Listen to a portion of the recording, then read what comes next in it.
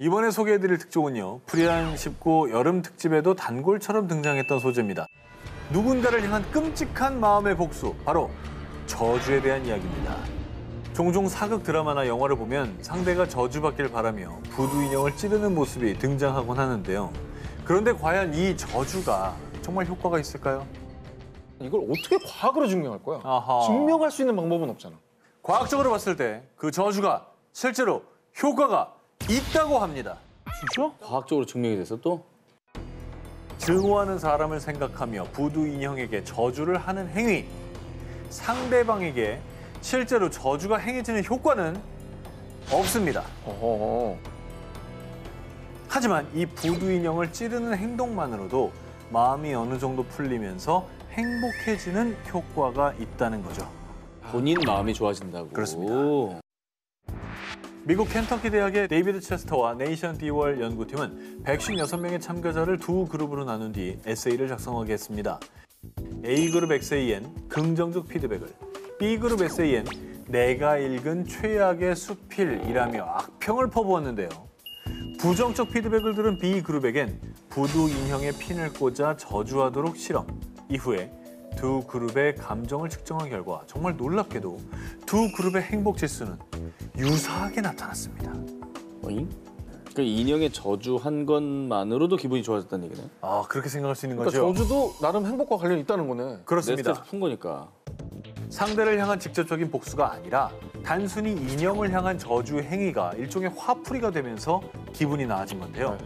다만 저주 연구를 진행한 연구자 체스터는 왜 사람들이 서로를 해치는지 이해하기 위한 연구였습니다. 사람들이 자신의 복수 행위를 방지할 수 있길 바랍니다. 복수는 인류에게 해를 끼치는 원인이라며 다른 건강한 방법으로 감정을 돌보길 권장했습니다.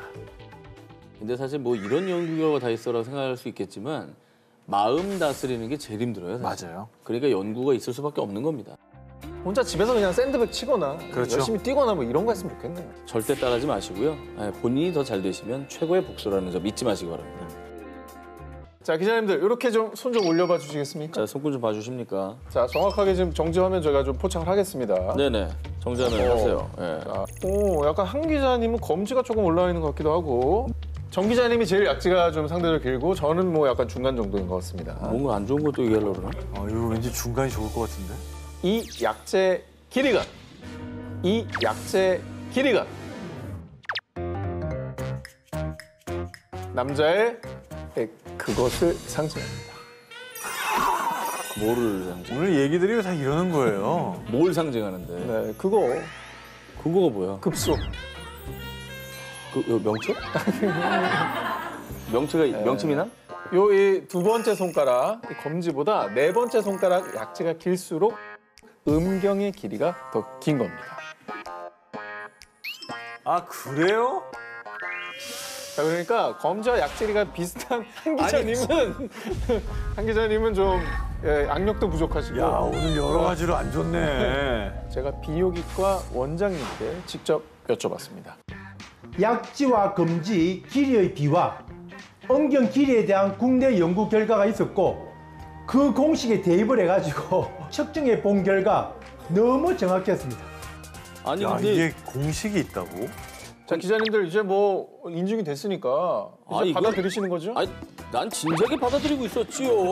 아니, 저는 예. 자기한테 유리하게 아니 그게 나왔다고. 아니라.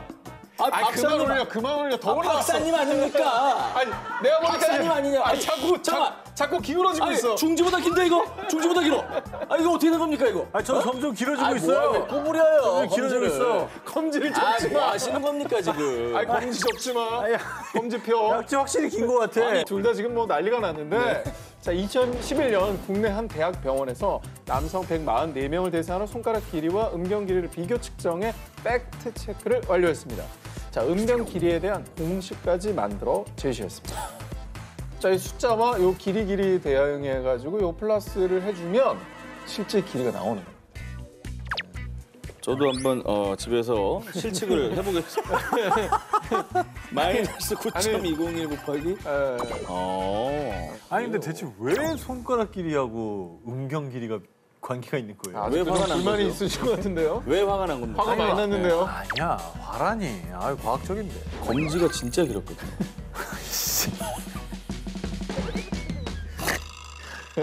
자, 학계에서는 태아기적 남성 호르몬이 남성 생식기관의 발생 및 형성뿐만 아니라 손가락에도 영향을 미친다라는 학설이 통용되는데요. 실제로 태아 시절 자궁에서 남성 호르몬에 많이 노출되면 약지가 더 길어진다는 여러 가지 연구 결과가 존재합니다. 그러니까 과학적으로도 이 남성성이 이 약지의 길이로 증명이 되는 겁니다. 저 궁금한 게 있습니다. 이거보다 더 많이 알려진 건 사실 코가 크면 이제 그쪽도 크다라는 속설인데 이건 사실입니까? 전혀 사실이 아닙니다. 아, 코는 또 코와 아니야? 엄경의 길이는 전혀 상관없습니다. 정말? 만약에 남자의 엄경 길이가 궁금하시면은 손가락을 보여달라 하셔가지고 네 번째 손가락이 긴 것이 확인이 되시면은 바로 궁금증이 해결이 되실 것입니다. 아, 나 장갑 쓰고 다니니까.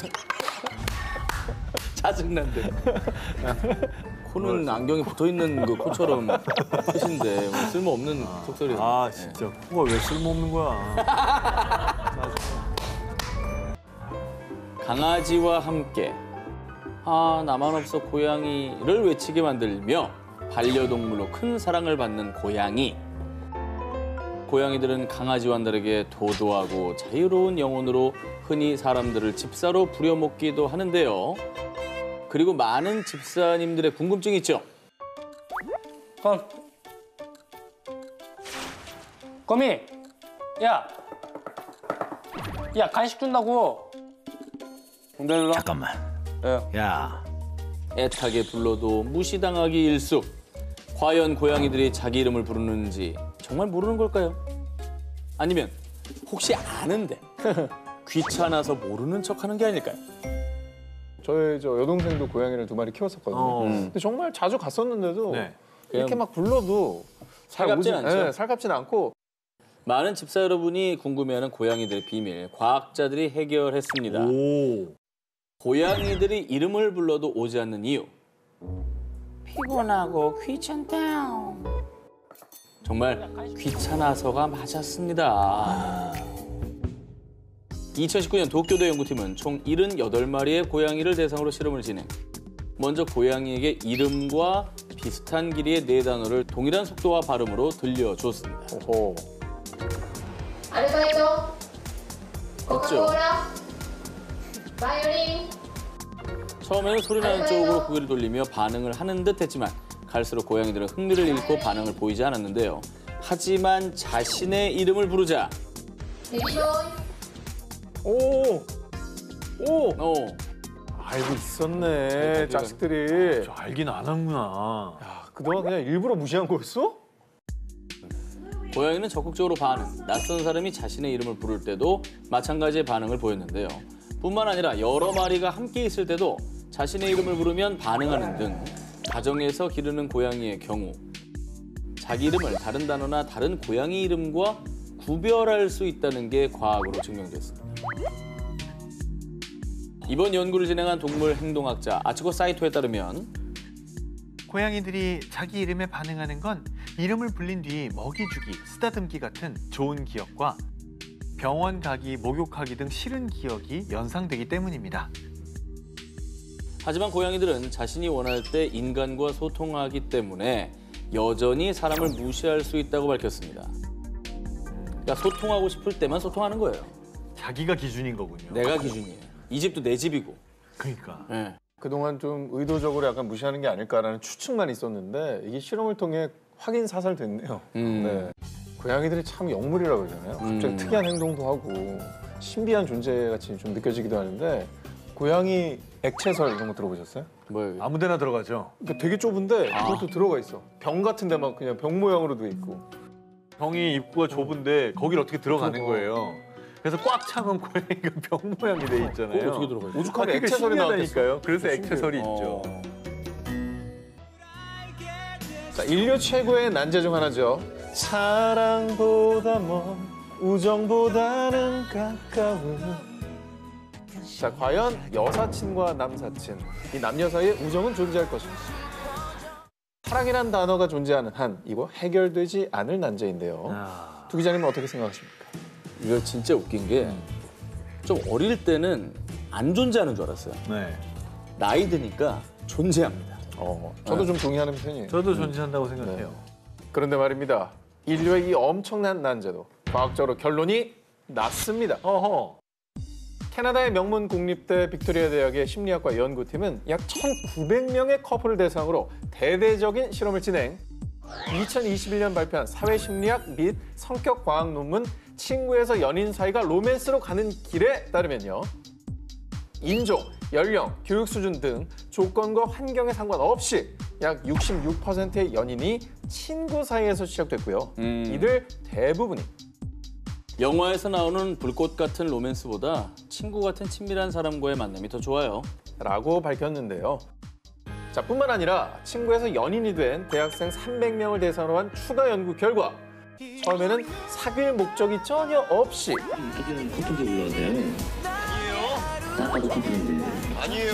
그저 친구로 지내다가 결국 평균 22개월을 지낸 뒤 연인 사이로 발전했다는데요. 그리고 연구진들은 연구를 통해 친구에서 부부가 된 실험 참가자 대부분이 야, 집에 빨리 들어가고 도착하면 전화해. 근데 너 지금 누구랑 있냐? 친구였던 시절 친구와 연인 사이의 경계가 애매모호했다라고도 밝혔습니다. 그렇죠. 남사친 여사친인데 누구랑 뭐 소개팅을 했다거나 누구 어느 오빠를 만났다 그러면 괜히 좀 안 만났으면 좋겠고. 우리는 우정, 사랑. 여러분의 생각은 어떠십니까? 스트레스, 불면증 등으로 매일 밤잠을 뒤척이는 분들 많으시죠? 자, 이불 바스락거리는 소리, 시계 초침 소리 같은 아주 작은 소음도 거슬릴 때가 있으실 텐데요. 자, 그래서 준비했습니다. 제가 말씀드리는 요것 하나만 있으면 꿀잠 보장. 아주 푹 숙면을 취할 수 있습니다. ASMR 같은 건가요? 저희 세 기자 중에 안타깝게도 전 기자님은 좀 어려울 것 같습니다. 왜 또? 와, 나 이거 알 것 같다. 뭐예요? 뭐 사랑하는 사람의 코 고는 소리 이런 거 아닙니까? 그거는 그냥 잠을 깨우죠. 정 기자님은 지금은 불가능한 이 숙면을 취할 수 있는 특별한 아이템. 그건 바로 애인이 착용했던 티셔츠입니다. 그걸 입으면 잠이 잘 온다고? 진짜? 그래서 정 기자는 모른다는 그래서 거구나. 현재 솔로기 때문에 안 됩니다. 2020년 캐나다 브리티시 컬럼비아 대학교 심리학과 연구팀이 관련된 실험을 진행했습니다. 155명의 연구 대상자들은 모두 첫째 날에는 아무도 착용한 적이 없는 새 티셔츠를 착용. 둘째 날에는 각자의 애인이 24시간 착용했던 티셔츠를 착용한 채 잠이 들었습니다. 실험을 한 결과 왠지 둘째 날에 잠을 더 푹 잤던 것 같아요. 맞아요. 둘째 날은 좀 덜 뒤척이고 편안한 느낌이었죠. 와, 이거 진짜 신기하네. 심리적으로 좀 편안함을 느끼나요? 아닙니다. 아니에요? 당연히 연구진들은 객관성을 위해 실험자들이 입었던 티셔츠에 대한 어떤 정보도 주지 않았습니다. 실험자들은 이게 새 티셔츠인지 애인이 입었던 티셔츠인지 그 차이를 몰랐음에도 수면의 질에 뚜렷한 차이를 느꼈다는 겁니다. 어허. 그뿐만 아니라요. 이 수면 시계를 이용한 객관적인 수면 데이터 분석 결과 또한 애인이 착용했던 티셔츠를 입고 잤을 때 실제로 수면의 질이 개선된 것으로 나타났는데요. 이에 대해 해당 연구를 진행한 프란시스 첸 부교수는요. 오랜 시간 교제한 연인의 신체적 존재감이 안정감, 평온함, 신체 이완 등의 긍정적인 효과를 준 겁니다. 애인의 티셔츠를 입으면 잘 잔다라는 게 과학적 근거가 있다고 전했습니다. 진짜 신기하다. 신기하죠? 어느덧 찬바람이 옷깃을 스치고 낙엽도 하나둘 뚝뚝 떨어져서일까요? 이맘때쯤이면 사람들이 유독 많이 하는 얘기가 있죠. 가을바람이 내 마음까지 시리게 하네. 나 가을 타나 봐. 사실 뭐 가을만 되면은 특별한 이유 없이 외롭고 쓸쓸하다는 분들도 많이 계시는데 괜스레 또 마음도 싱숭생숭하고 이런 얘기가 더 많이 들리니까 나까지 그런가 싶기도 해요, 진짜. 근데 이거는 진짜 심리적인 거 아닌가요? 이게 과학적으로 증명이 됐다고요? 그렇습니다. 사람들이 가을을 타는 것도 다 과학적인 이유가 있었습니다. 흔히 가을 탄다고 표현되는 이 현상은 1년 중 특정한 시기에만 나타나는 계절성 우울증입니다. 근데 왜 하필 가을에 계절성 우울증이 더 많이 나타나느냐? 먼저 첫 번째, 행복감과 안정감을 느끼게 하는 호르몬 세로토닌은 햇빛을 받아 생성이 되는데요. 근데 가을이 되면 이제 낮은 짧아지고 밤은 길어져서 일조량이 줄어드니 세로토닌의 분비가 자연스레 감소.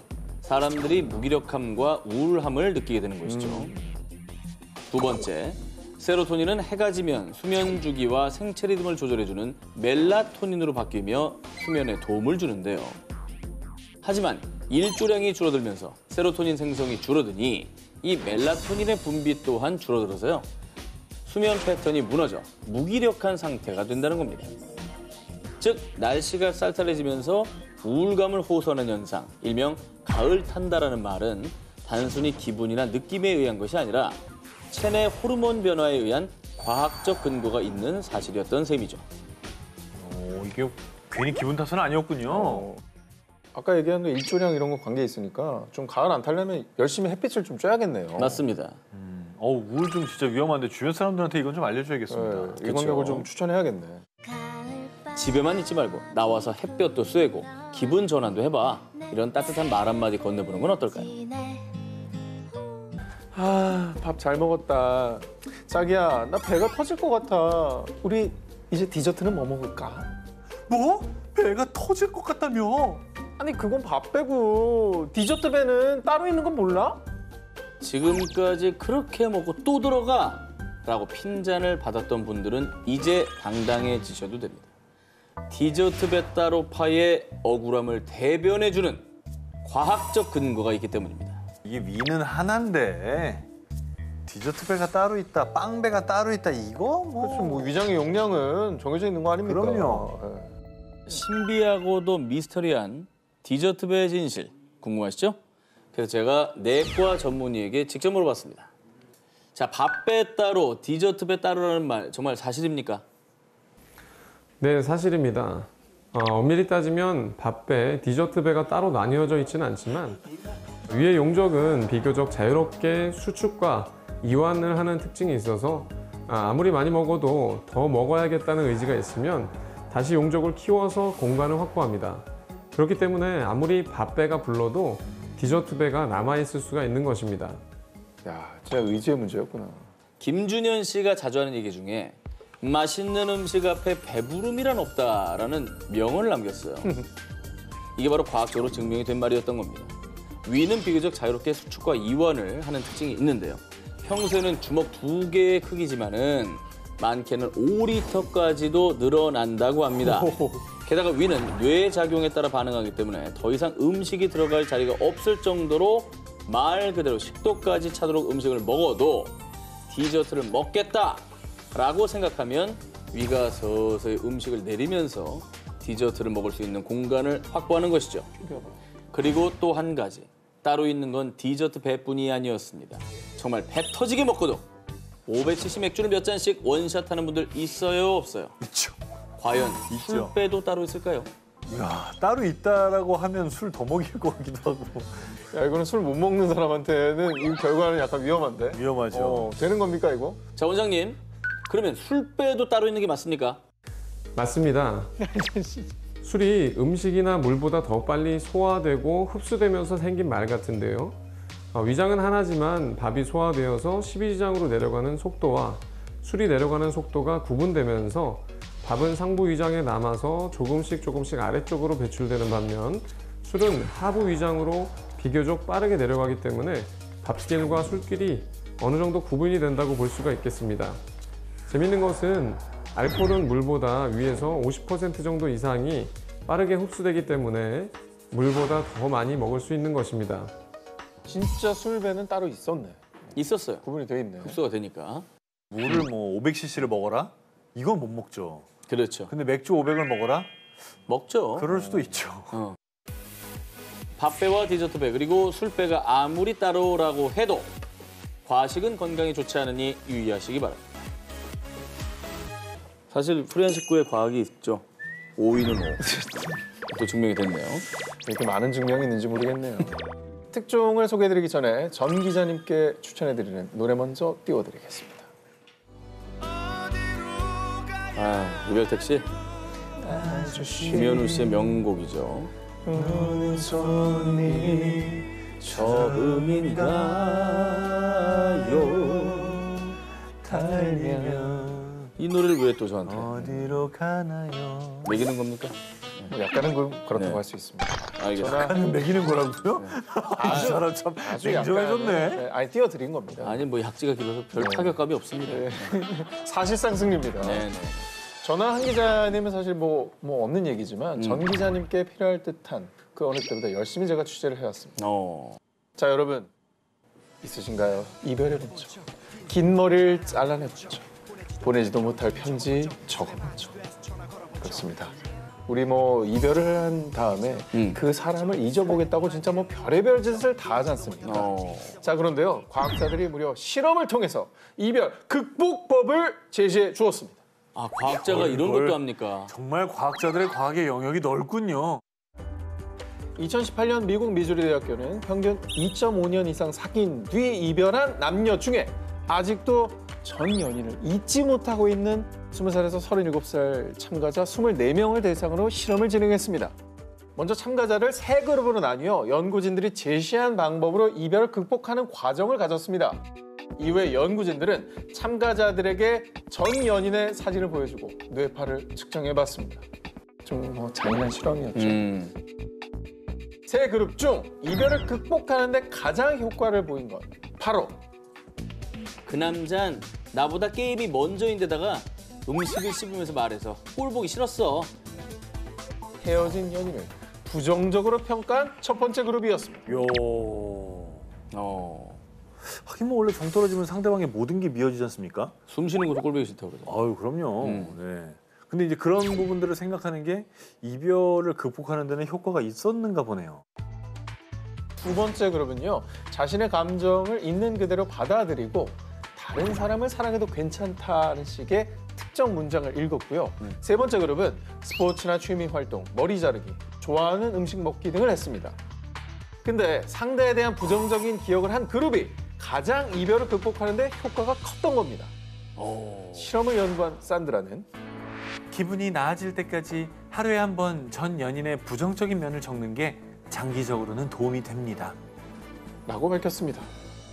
아니 근데 저는 좀 동의가 안 되는 게 전 세 번째 방식이 제일 와닿거든요. 좀 딴 일을 하는 거. 음식 먹기가 써 있었어요. 그리고 제가 제일 좋아하는 노래 밥만 잘 먹더라. 사랑이 떠나가도 밥만 잘 먹더라. 음식 먹기입니다. 비록 전 연인을 부정적으로 생각하는 게 이별 극복에 효과는 있었겠지만 참가자의 기분이 부정적으로 변하는 부작용도 있었다는 거 그래. 조심해 바라겠습니다. 뭐하러 저렇게. 과학은 과학대로 결국 사랑도 이별도 내 방식대로 겪어야 진정한 의미가 있지 않을까요? 니들 한국 복싱 잘 나가다 빌빌대는지 않아? 나 이 헝그리 정신이 없기 때문이야. 헝그리 정신. 영화 넘버3에 등장하는 송강호 씨 대사 다들 잘 기억하실 텐데요. 지금도 간혹 스포츠 경기를 볼 때 요즘 선수들은 헝그리 정신이 부족해 메달을 못 따는 거야. 이런 얘기하시는 분들 있으실 겁니다. 굶주림 등의 극한 상황에서 발생하는 불굴의 힘을 의미하는 헝그리 정신. 요 헝그리 정신이 있어야 승리한다는 얘기 흔히 들어보셨을 겁니다. 그 우리나라 저 스포츠 선수들의 정신력만 강조할 때 많이 나왔던 얘기죠. 그런데 말입니다. 이 헝그리 정신의 효과가 어느 정도 근거가 있다고 합니다. 2020년 일본 이화학연구소 연구팀은 헝그리 정신에 대해 연구를 진행. 그 결과 정말 이 배가 고플수록 싸움에서 승리할 확률이 높았다고 합니다. 배가 부른 것보다 나은 것 같아. 아니 그렇게 하는데 배가 고프면 좀 뭔가 기력 없고 에너지도 없고 난 집중이 안 될 것 같은데. 나는 반대. 집중이 될 것 같아요. 연구팀은 서열 다툼을 많이 하는 물고기 제브라 피쉬로 연구를 진행했습니다. 한 마리는 먹이를 충분히 섭취하게 하고 다른 한 마리는 6일간 먹이를 먹지 않은 공복 상태로 한 수조에 넣어 서열 싸움을 하게 했습니다. 이 같은 실험을 여러 번 반복한 결과 정말 놀랍게도 공복 상태에서 싸운 물고기의 승률은 무려 약 77%. 그렇지. 이 배부른 물고기의 승률은 약 23%에 불과 이 배가 고픈 물고기가 서열 싸움에서 이길 확률이 3배 이상 높았습니다. 심지어 배가 고픈 물고기들끼리의 서열 싸움은 승패가 결정될 때까지 걸리는 시간이 훨씬 더 길었다고 합니다. 아니 배가 고프면 일단 힘이 없어서 질 것 같은데. 그럴 것 같죠? 배가 부르면 간절하지 않잖아. 그치. 내 말이 그 말이야. 간절함이 없는. 간절함이 없어. 이미 약간 만족한 상태가 있는. 그렇지. 결핍이 있어야 돼.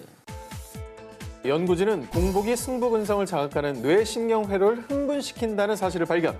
공복 시 이 신경회로의 움직임이 활발해지면서 쉽게 포기하지 않는 상태가 된다고 설명했습니다. 또 식욕을 관장하는 신경 전달 물질인 오렉신도 의식을 깨우거나 집중력을 높여 신경의 흥분 상태가 오래 지속된다고 하는데요. 이 끈기를 제어하는 뇌 내 신경회로가 굶주림이라는 조건에 따라 변화하는 사실을 밝혀냅니다. 극한 상태에 있어야지 좀 끈질긴 어떤 그런 힘? 그런 게 생기는 건가요? 이 연구는 2020년 6월 온라인 과학 잡지 리포트에 게재됐는데요. 하지만 이 실험은 어디까지나 극한 상태에서 싸움을 포기하지 않는 헝그리 정신에 대한 이 메커니즘을 밝힌 것일 뿐이고요. 타인에게 무작정 헝그리 정신만을 강요하면 안 될 겁니다. 제가 이번 특종을 취재하면서 우리 제작진께 정말 감사했습니다. 그때는 제가 그런 줄도 모르고 제작진의 넓은 마음을 오해했습니다. 이게 바로 저와 오 기자를 살려준 그 순간입니다. 이건 아니다. 뭔데? 오 기자도 감사해 하셔야 돼요. 롤드 광고? 아, 이거 무섭죠. 꼭 완전히 수직 이상으로 꺾이죠? 아, 끝장이다. 어우.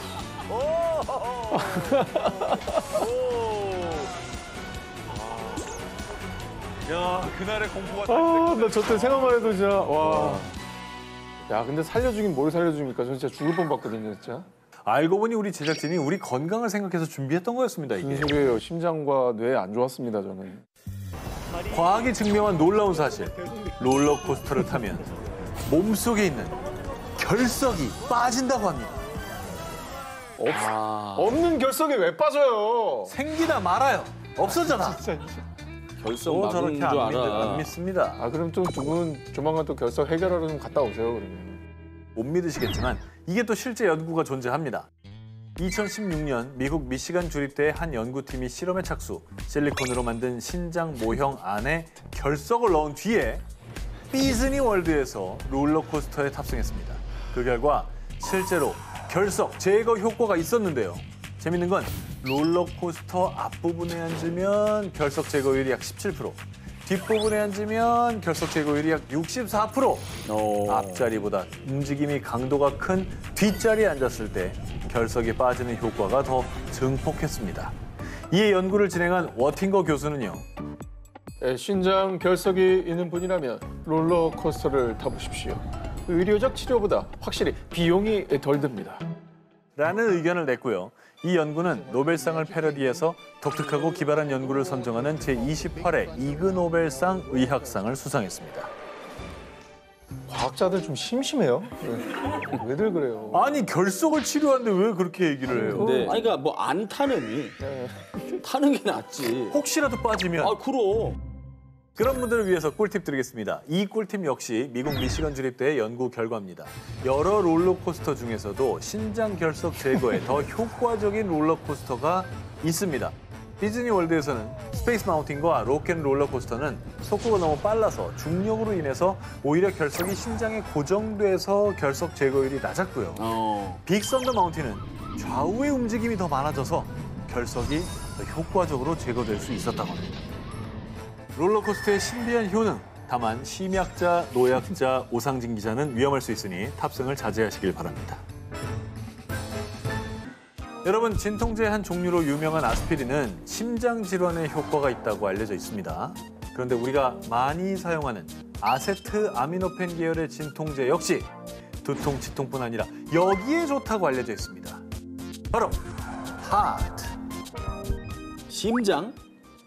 근데 이 하트는 하트인데 좀 다릅니다. 심장이 아니라요. 바로 마음. 에? 이 마음의 상처를 치유하는데 효과가 있다고 합니다. 타입 B 놀이? 네. 왜? 그냥 이거 플라시보 아닙니까? 오, 그렇게 생각하시죠? 연구 결과가 있습니다. 2015년 미국 오하이오 주립대에서 학생 80명을 대상으로 실험을 진행했습니다. 한 그룹에겐 아세트 아미노펜 계열의 진통제를, 다른 그룹에겐 위약을 먹게 한 뒤에 불쾌감을 자극하는 소리를 들려주거나 슬픈 영화를 틀어줬습니다. 그 결과 아세트아미노펜 계열 진통제를 먹은 그룹은 자신의 정서적 고통을 덜 느낄 뿐 아니라 심지어 타인의 신체적, 정신적 고통에 대한 공감 능력까지 저하된 것으로 나타났습니다. 이후에 미국 켄터키 대학 연구팀 역시 성인 62명을 대상으로 아세트아미노펜 계열의 진통제를 먹게 한 뒤에 fMRI 촬영을 한 결과 심리적 치유 효과를 확인했고요. 캐나다 브리티시 컬럼비아대 연구팀 또한 아세트아미노펜 계열 진통제의 심리적 치유 효과를 확인하는 등 여러 과학자들이 진통제의 뜻밖의 효능을 확인했습니다. 그리고 실제로 남자친구랑 헤어졌는데 진통제를 먹고 우울한 기분이 좀 나아졌어요. 회사 동료한테 배신당하고 상처받았는데요. 진통제를 먹으니 한결 낫더군요. 이런 실험 참가자들의 증언도 뒷받침됐는데요.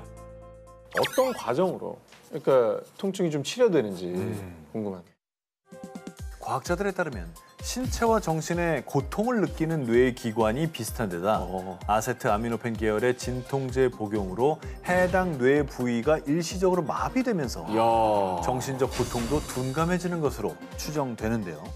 하지만 마음의 고통을 치료하겠다는 목적으로 진통제를 먹는 것은 금물. 그렇죠. 절대 남용하시면 안 되고요. 반드시 전문가의 상담이나 의료기관의 도움을 받으시길 바랍니다. 자, 이번 특종은 도 기자님께 질문부터 드리고 시작을 해볼게요. 자, 지구상에 살고 있는 동물 중 최장수 동물은 무엇일까요? 거북이 아닙니까? 거북이. 되게 일차원적인 접근이에요. 예. 다들 거북이라고 생각하죠. 네. 좀 고차원적으로 답변을 주십시오. 잘 알아요. 그냥 자라. 지구상에 존재하는 척추 동물 중 현존하는 최장수 동물은 상어입니다. 상어?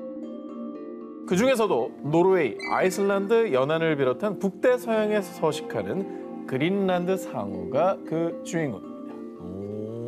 자, 2016년 덴마크의 한 해양 연구팀이 북대서양에서 발견한 그린란드 상어 28마리의 방사성 탄소 연대 측정을 진행한 결과 그린란드 상어들의 나이는 당시 최소 272세에서 최대 512세로 밝혀졌는데요. 무려 조선시대 연산군 11년 1505년에 태어난 상어가 지금까지 생존하고 있다는 거였죠. 그럼 한 250년 살다 가면 이제 단명했다 그러겠네요. 그렇죠. 500년까지 살 수 있으니까. 아니 근데 이 방사성 탄소 연대 측정? 이게 또 동물이어서 뭐 좀 잘못된 거 아니에요? 그래요. 정확합니까 이게? 네, 의심하지 마시고요. 좀 더 들어보십시오. 자, 그린란드 상어의 미스터리 그 첫 번째 장수 비결. 이 상어들은 1년에 불과 약 1cm밖에 자라지 않은 것으로 알려져 있는데요. 그린란드 상어가 서식하는 심해 수온은 1도에서 20도 사이로요. 이 차가운 수온이 상어의 성장과 신진대사 속도를 늦추고 노화 방지 유전자를 활성화시키기 때문에 수명을 연장시키고 있는 것으로 추정되고 있습니다. 자, 그렇다면 같은 수온에 사는 다른 해양 생물들도 똑같이 장수해야 되는데 그린란드 상어만 수백 년을 산다는 게 신기하지 않습니까? 그러니까요. 그린란드 상어의 두 번째 미스터리, 사냥법. 그린란드 상어를 해부한 결과 상어의 뱃속에서 갑각류, 해파리, 어류, 물개, 바다 표범, 돌고래, 심지어 북극 곰까지 너무나도 다양했는데요. 다 먹네. 그런데 여기서 반전입니다. 그린란드 상어의 평균 유영 속도는 시속 1.2km. 엄청 느린 거 아니에요? 서 있는 거 아니야? 이거 사빈이 걷는 속도 같은데? 상어의 먹잇감 중 하나의 물개는 시속 25km로 빠르게 헤엄치는데 어떻게 자신보다 훨씬 빠른 동물들을 사냥하는지가 의문이라는 겁니다. 그러게요. 게다가 다른 생물에 기생하는 갑각류, 요강류가 상어의 안구 표면을 갉아먹어 그린란드 상어 대부분이 시력을 잃은 채 살아간다는 건데요. 일각에서는 이 요강류가 몸에서 빛을 발산하는데 이 컴컴한 심해에서 이 빛을 보고 먹잇감들이 그린란드 상어 주변으로 몰려든다는 주장이 제기됐었습니다만 그러나 이후 연구에 따르면 요강류는 발광 능력이 없어서 먹잇감을 유인하는데 효과가 없을 거라고 전해졌습니다. 야, 근데 어떻게 500년을 살죠? 사냥도 똑바로 못할 것 같은데. 북대서양을 유유히 헤엄치며 500여 년을 살고 있는 최장수 척추동물 그린란드 상어. 그들의 신비로운 비밀은 과연 언제쯤 풀 수 있을까요? 이번 특종은 요즘 같은 무더운 여름에 보기만 해도 시원한 사진 한 장 먼저 보여드리겠습니다. 어우, 시원하겠다. 자, 이곳은 중국 산시성 닝우현 루야산의 해발 2,300m에 위치한 깊이 100m 이상의 초대형 얼음 동굴입니다. 여기서 과학 상식 퀴즈. 자, 두 기자님. 물은 몇 도에 설지요? 이걸 맞춰야 됩니까? 모르죠. 좀 불쾌합니다. 0도. 0도 아니야? 맞습니다. 그렇다면 녹는 점은 몇 도일까요? 내가 어느 점에 있으니까 어느 점에 있어. 아니 똑같죠. 오.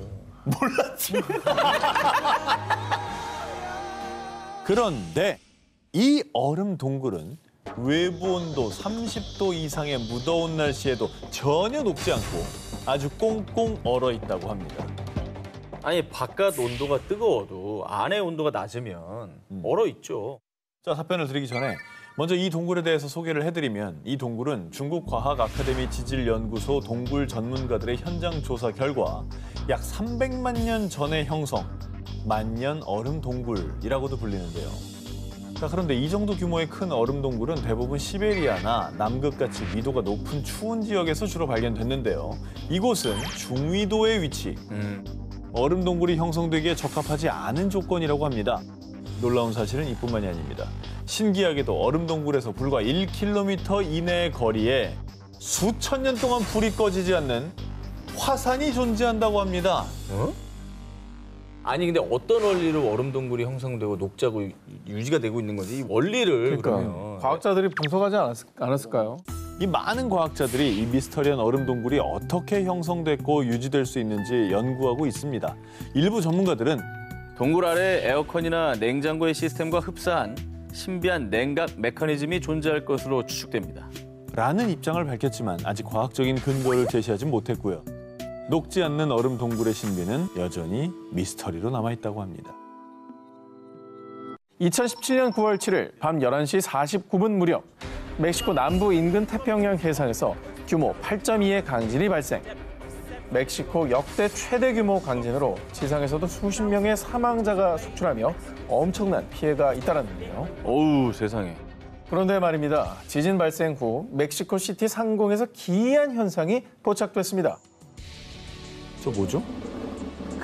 번쩍번쩍? 마치 오로라처럼 여러 색의 빛이 상공에서 빠르게 번쩍거리는 이 섬광은요. 지진 전조 현상이 아닌 지진 발생 후에 일어난 괴 현상인데요. 자, 일부 음모론자들은 멕시코에 나타난 이 섬광이 오로라라고 주장했는데요. 멕시코의 위도상은 오로라일 수가 없지 않나요?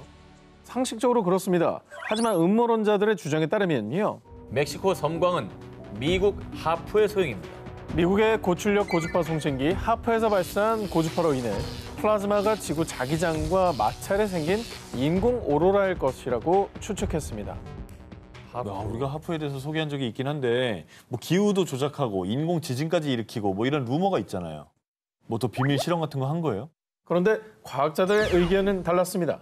우선 지진 발생 전에도 이 같은 섬광이 가끔 포착됐고 간혹 지진 발생 후에도 섬광이 나타날 수 있다는데요.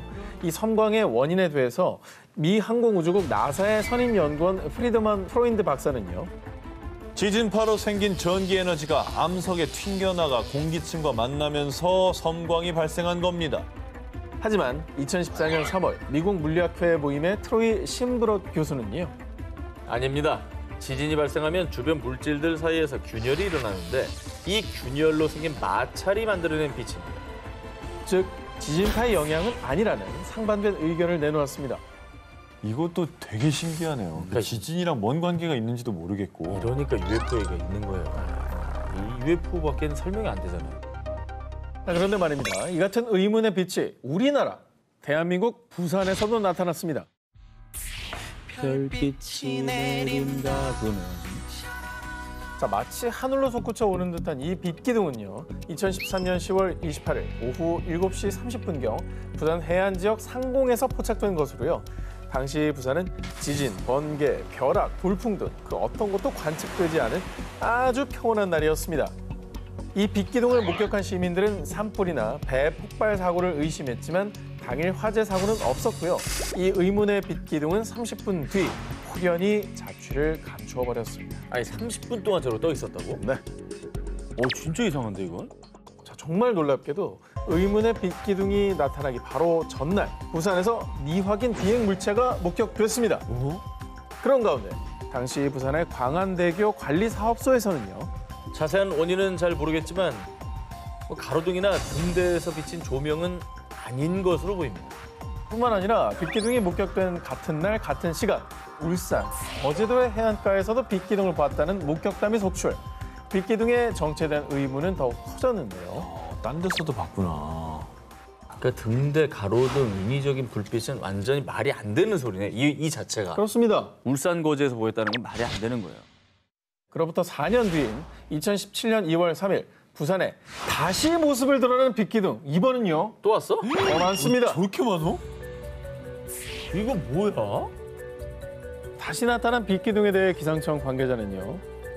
오징어잡이 배와 같은 어선의 불빛이 굴절돼 하늘에 비친 것으로 보입니다. 빛기둥은 어선 불빛이 반사돼 생긴 신기루라는 가능성에 무게를 뒀는데요. 이에 대해 한 전문가는요. 두꺼운 구름이 마치 거울 같은 역할을 해 지상에서 나오는 불빛을 반사한 겁니다. 라고 추정했습니다. 멕시코와 우리나라 상공에서 발견된 의문의 빛들. 과연 그 정체는 무엇이었을까요? 이번엔 여름 미스터리 특집 하면 빼놓을 수 없는 영화 촬영장에서 벌어진 기묘한 일입니다.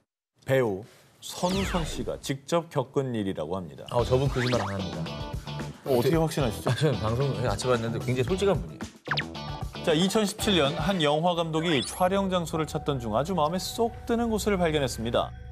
깊은 산속, 폐가 인근, 의문의 버려진 차가 덩그러니 놓여있던 음산한 분위기의 숲이었습니다. 공포영화 단골 배경이거든요. 많이 숨어있는 그런 곳이잖아요. 여기서 그러면 혹시 그분이 공포영화를 찍었던 겁니까? 그렇습니다. 아유, 무서워. 사실 그는 공포영화, 고사, 피해 중간고사, 휴먼 영화, 개춘 할망 등을 연출한 창 감독이었습니다. 당시엔 구미호 이야기를 담은 판타지 영화 숲속의 아이를 준비 중으로요. 구미호 역의 선우선 씨가 임산부에게 주술을 거는 장면을 찍던 중 우리 선우선 배우가 봤대. 귀신을. 이거는 진짜 귀신인지도 모르고 아니면 제가 약간 몰입하는 과정에서 오는 환경일 수도 있겠죠. 야, 근데 하필 또 주술신이잖아요. 그 씬을 찍을 때 나타났다는 거죠. 본인이 또 음산한 기운을 갖고 있을 때였으니까 그 기운에 끌려서 귀신이 나오게 된 건가? 그런데 문제는 이뿐만이 아니었습니다. 뭐야? 카메라 배터리가 또 나갔잖아. 아까 분명 켜져 있었는데? 아니 모니터 왜 안 나오는 거야 이거? 촬영을 시작하려고 하면 완충돼 있던 카메라의 배터리가 방전되거나 모니터의 화면이 제대로 켜지지 않는 등 기묘한 일이 연이어 일어난 겁니다. 뭐 한두 번은 우연이라고 칠 수 있지만 계속 반복되는 건 의심해 볼 만하거든요. 아니 처음부터 음산한 기운이 있었다고 했잖아요. 그리고 숲속에 차가 버려져 있었다는 것도 좀 이상하고요. 누가 차를 걷어버립니까? 뭔가 사연이 있는 거 아니에요? 그 차를 버리고 뭐 그 어떤 차 주인에 대한 어떤 안 좋은 일이 있었다든지. 공포영화 촬영 중 목격한 귀신과 미스터리한 현상. 정말 그곳엔 눈에 보이지 않는 무언가 존재했던 걸까요? 뉴질랜드의 수도 웰링턴을 비롯해 오클랜드, 크라이스트처치, 타우랑가 등 1970년대부터 비교적 최근인 지난해까지 뉴질랜드 주민들은요. 며칠째 잠도 제대로 못 자고 코피까지 흘렸어요. 머리가 아파 살 수가 없어요.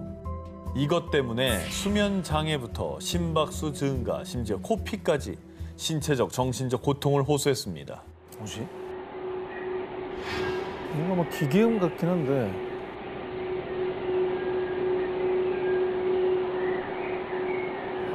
뭔가 막 울음소리 같은데 이거?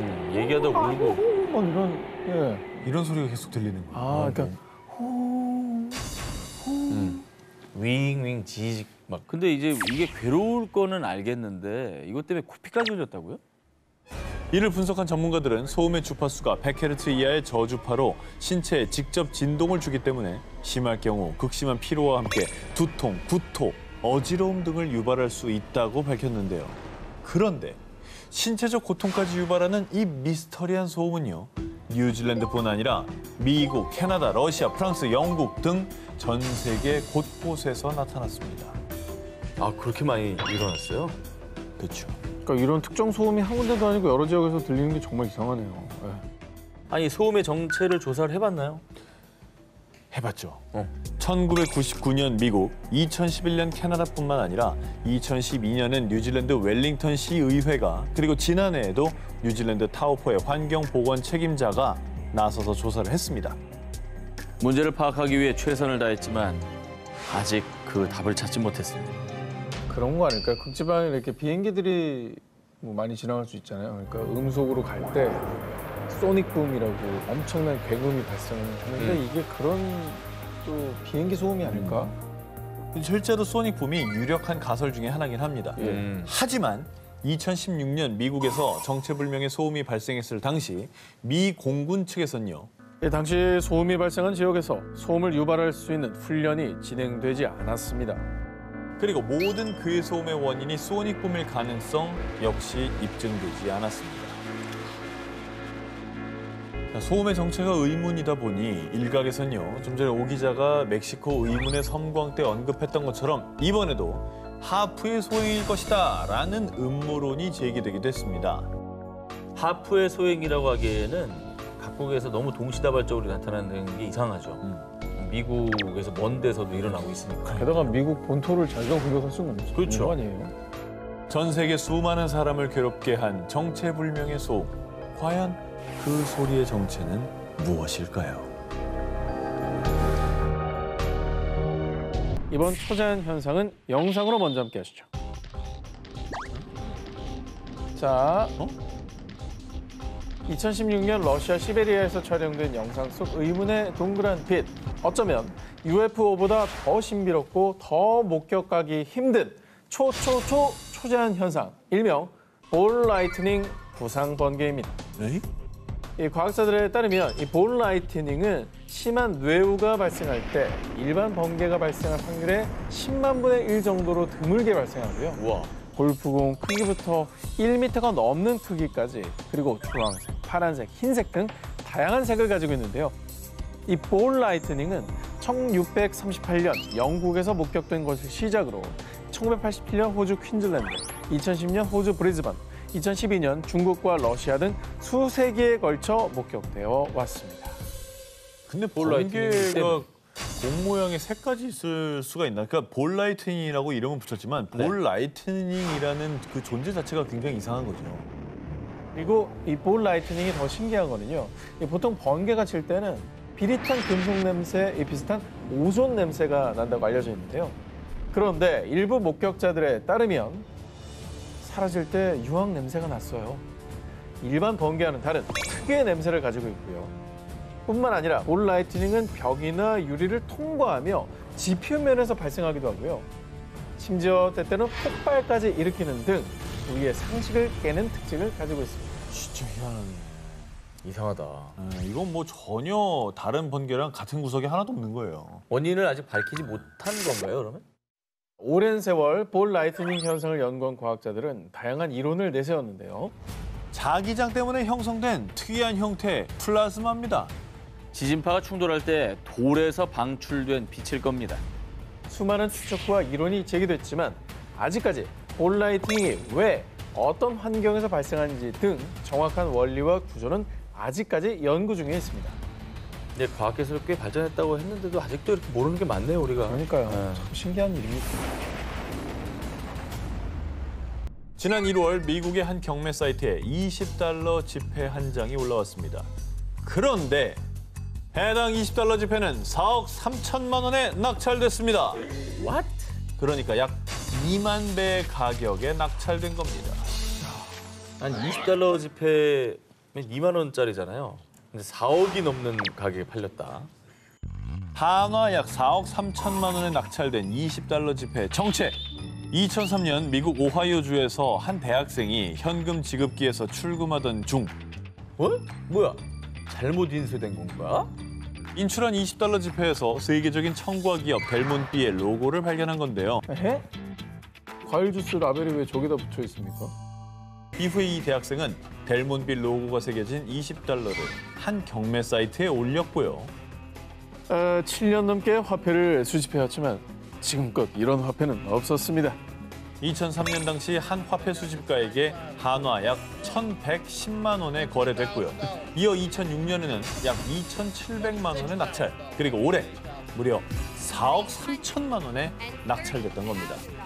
아니 어떻게 지폐에 스티커가 붙어 있을 수가 있죠? 그러니까 붙어 있는 상태로 인쇄가 된 건가?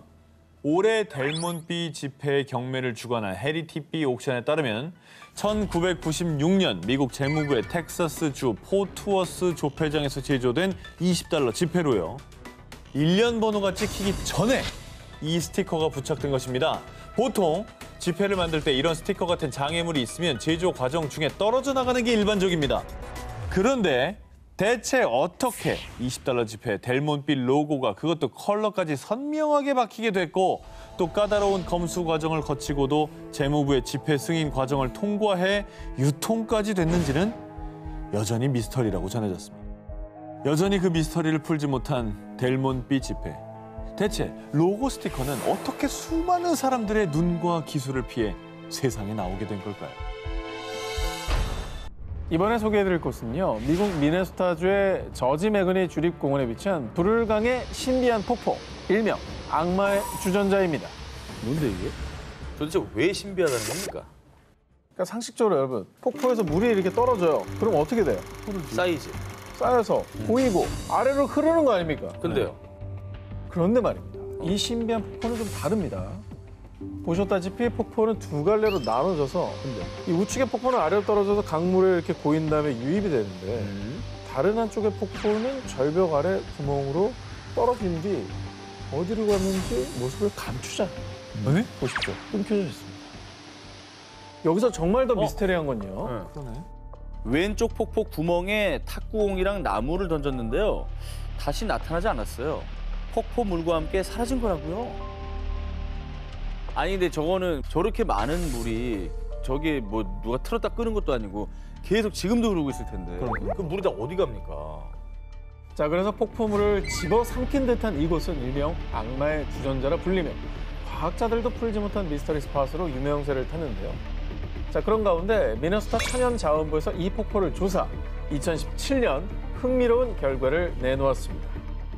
폭포 이전에 초당 123 입방피트의 물이 이동하고 폭포 아래 강에서는 121 입방피트의 물이 이동합니다. 자, 쉽게 말해서 왼쪽 폭포의 물이 강 하류에서 다시 합류한다는 겁니다. 하지만 수십 년간 사람들이 던진 물건뿐만 아니라 폭풍이 닥칠 때 구멍 속으로 떨어진 수많은 나무 조각과 침전물이 감쪽같이 사라져버린 현상에 대한 미스터리는 여전히 풀리지 않는 수수께끼인데요.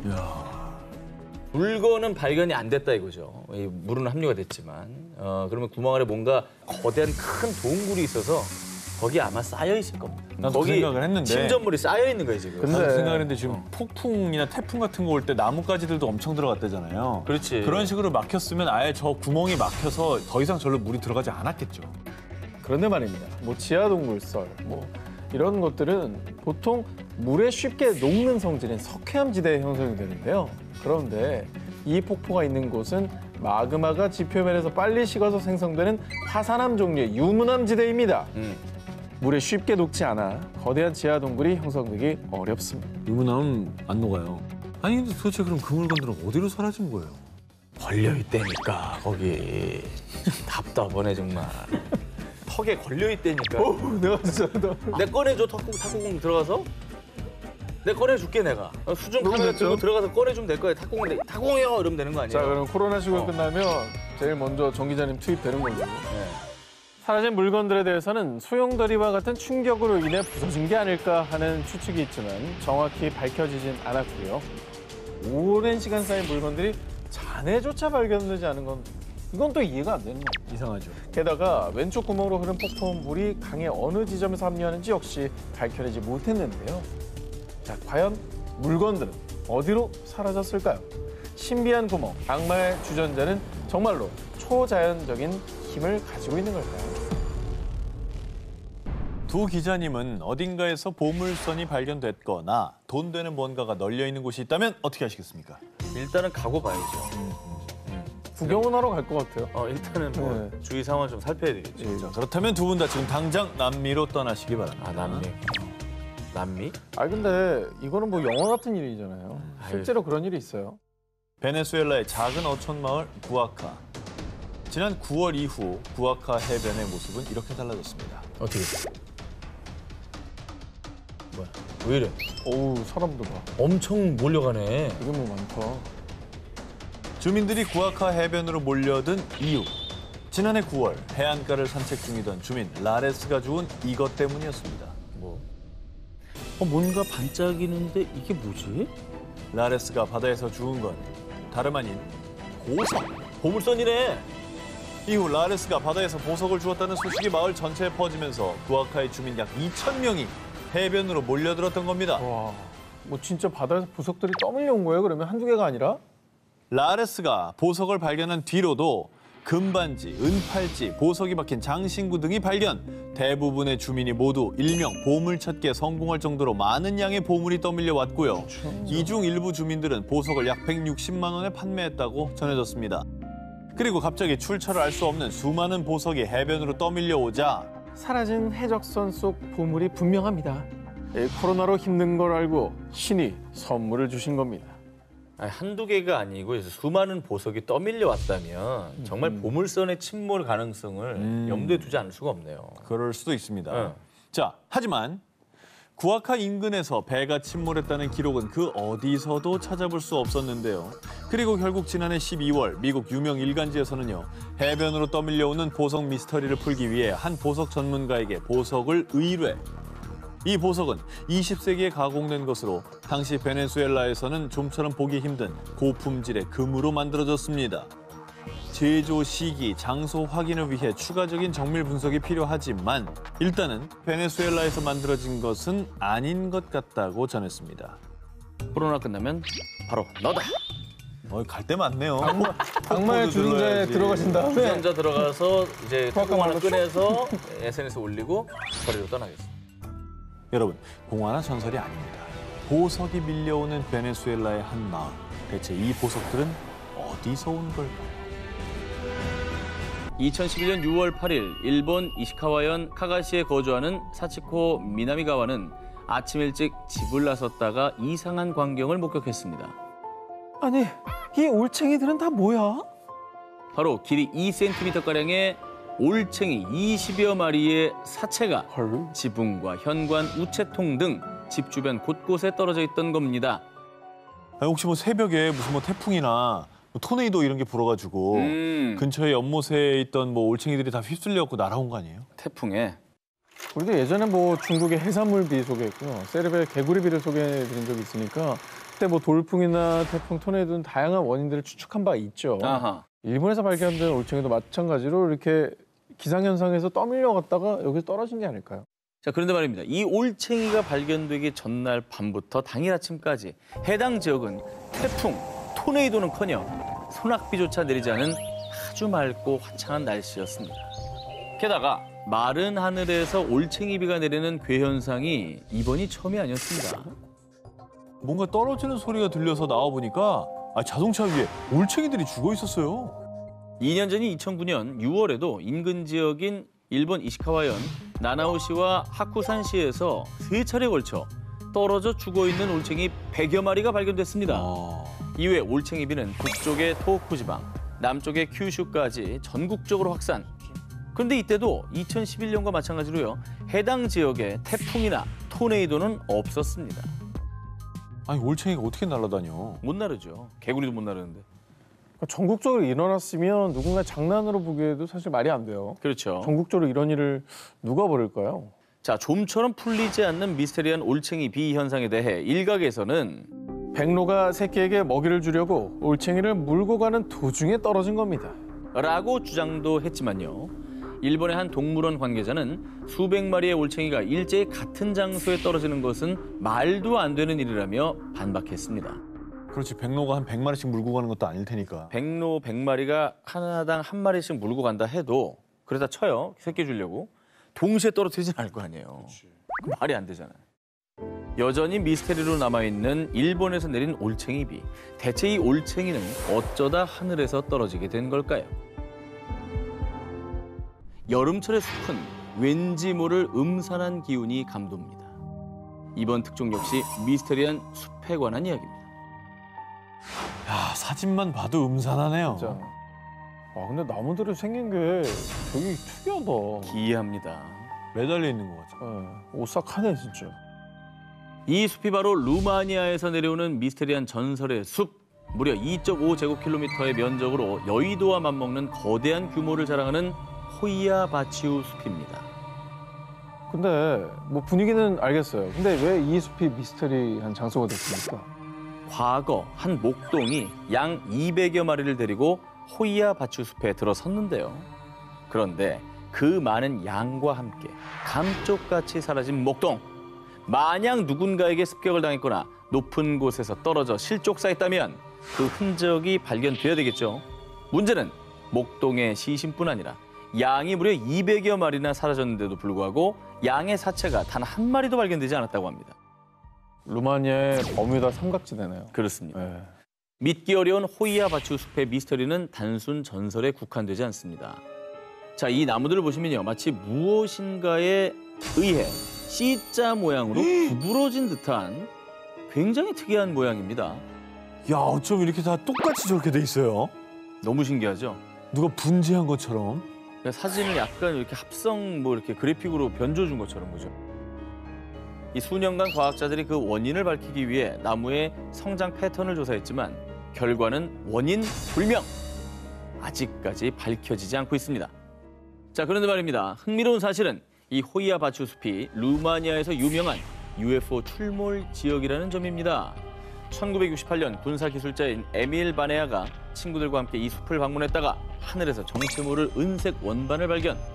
당시 UFO 논란이 일며 수사관들이 조사에 나섰지만 당일 숲 주변에서 풍선이나 소형 비행선을 띄운 적은 없었다고 합니다. 뿐만 아니라 이 호이아바치우 숲을 방문한 사람들은요. 이곳에 오면 왠지 속이 메스껍고 피부가 뜨거워지는 느낌이 들어요. 아, 숲에서 비명 소리 같은 게 들리고요. 유령도 봤다고요. 호이아바치우 숲에서 원인 모를 고통을 호소 혹은 유령 목격담이 속출했는데요. 하지만 이 역시 정확한 원인이 밝혀지지 않은 채 미스터리로 남아있습니다. 인도 우타르프라데시주 잔시의 한 공원에서 촬영된 영상이 전 세계를 충격에 빠뜨렸습니다. 에이. 혼자 움직이는 겁니다. 이게 뭐야? 아무도 안 타고 있는데. 그러나 알고 보니 누군가 운동기구에 윤활유를 과도하게 바른 뒤 기구를 움직인 거란 사실이 밝혀졌습니다. 그 움직였던 게 아직도 움직이고 있는 거야? 어떻게 하면 저렇게 되냐. 윤활유 못 쓰는 거야? 아니 근데 이건 그럼 누가 장난인 거잖아요. 아니 경찰도 출동해놓고 찍고 앉았네. 근데 신기하니까 찍었는데 알고 보니까 윤활유였다는 거잖아. 결말 너무 시시한데요. 자, 범인은 윤활유. 잘 들었습니다. 그런데 말입니다. 아르헨티나 산타페주의 피르마스에서도 이런 비슷한 일이 일어나고 있습니다. 2007년 6월 피르마스의 놀이터를 찾은 한 소년의 눈앞에 펼쳐진 놀라운 광경.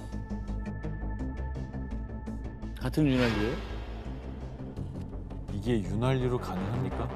그네는 좀 다르지. 글쎄요. 바람 아니야? 바람에 바람이야. 휘날릴 수 있잖아. 홀로 움직이는 이 미스터리한 그네는 곧 전 세계적으로 화제를 불러 모았고요. 놀이터 인근에서 죽은 그 소년이 혼자 와서 그 그네를 타는 거 아닐까? 응? 아니야. 그네 성스러운 기운이 깃든 걸 거야. 피르만 놀이터 그네에 대한 근거 없는 소문이 퍼지기 시작. 가장 먼저 제기된 주장, 전 기자와 같습니다. 바람 때문에 그네가 흔들렸다. 제가 뭐라 그랬습니까? 그러나 바람 때문에 그네가 움직였다 하기엔 그날 움직이는 그네가 다를 뿐더러요. 세 개의 그네가 동시에 움직이는 법은 없습니다. 단 하나의 그네만 흔들린다는 겁니다. 그날 바람이 다르잖아요. 아니 근데 두 개가 흔들리는 일인데 굳이 하나만 흔들린다는 게 되게 신기하네. 바람이 선택적으로 그렇게 불 리는 없잖아요. 그리고 일부 현지 언론에서는 그네가 설치된 곳에 강력한 자기장이 흘러 그네가 스스로 흔들린다고 주장했는데요. 맞네요. 그러나 자기장 측정기를 동원해 실험한 결과 특별한 자기장이 발견되지 않았다고 합니다. 아니라고 합니다. 자기장 가능성 전 높게 봤는데요. 우리가 모르는 힘이 이렇게 작용하나? 그리고 마치 누가 타는 것처럼 움직인다. 이렇게. 그러니까 그냥 왔다 갔다 하는 게 아니고. 신기하네.